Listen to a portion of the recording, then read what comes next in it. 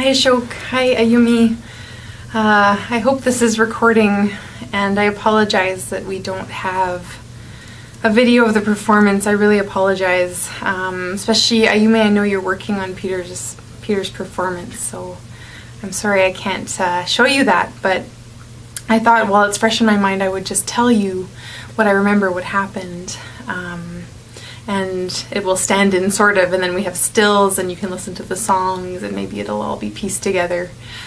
So tonight when the audience came in, the stage was much more bare. There were only about, I would say, 10 or 12 of those rattles. They'd been unwrapped and they had the red ties just sort of tied on them. One end was tied to each rattle and they were sort of together on the floor, and also in the middle of the floor was the mask. Which obviously you'll remember from the night before. And so Peter and Skawanati were both in the same kind of costume that you were in, the white t-shirt and the jeans and the bare feet. And when we began, as the audience came in, the water song that was played last night was looping, so that was continuously playing until Peter asked for it to be stopped. And at that point, Skawanati, they had charcoal sticks. And so Peter, standing in sort of the center, became this kind of canvas. And Skawanati marked his body, his shirt, really, with crow prints, kind of like that. You can see that. I don't know what the focus is like at all right now.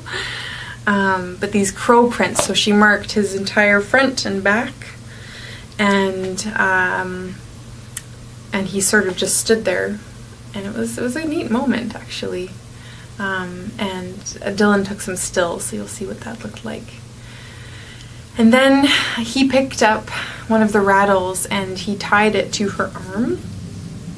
So he said the idea was that they were becoming these huge rattles themselves. So, she had several rattles tied here, so they were kind of flush against her arms, and I think there were 3, and then so she tied them on him and he tied them on her, and then Peter took, I think you'll remember these, they looked to me like scrapers, something you might use for, I don't know, tanning. They were these antlers with almost combs at the end, kind of like a hand with many little prongs.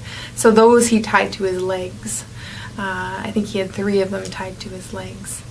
And so they became these kind of human rattles. And at that point, Peter had Skawanati put on the mask, and she stood with her back to the audience, right in the center. And then standing opposite her, so facing the audience, there were no people sitting in the back this time. All of the audience members were sort of in the audience position. So Peter then took out his iPod, and it was tangled, and so he untangled the headphones and he put them in, and he turned on this music. I think he said it was Pixies, and we could kind of hear it. It was loud.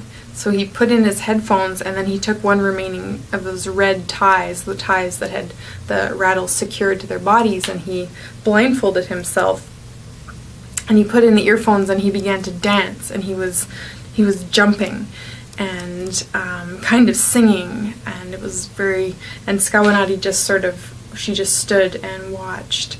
And after about a minute of sort of this more and more frantic kind of dancing, this jumping, we started the next song. So it had been silent up until that point. There was the song at the beginning and then silence during all the tying. That took a long time. It was this kind of we waited for those rattles to be created.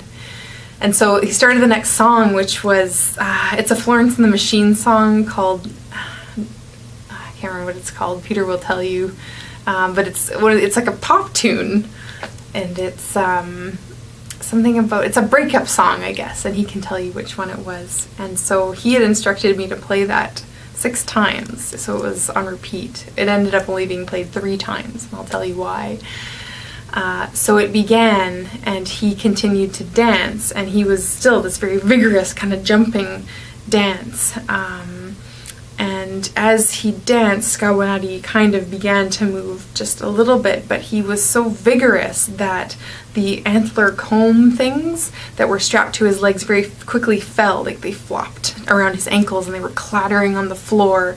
And then very quickly they also detached. Well, one was kind of dangling, and the thing was, he was blindfolded, and he was I don't know, he was landing on these antler things, and then the iPod fell, and he was jumping on that, but he didn't seem to notice, and he was hitting this antler, and then it was my turn. It was my job to get the people to dance. So I got up after one loop of the song, and I invited the audience members onto the floor, and we just danced. We just danced to the song, and we danced for 2 repetitions of the song.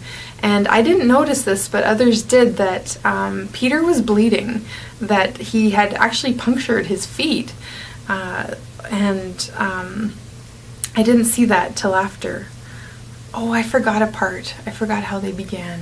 I forgot that at the very beginning, before any of this started, Peter had a handful of tobacco and he walked clockwise, dropping the tobacco, and Skawanati walked counterclockwise, dropping the tobacco. So this tobacco was also present on the floor. The floor became something to see after.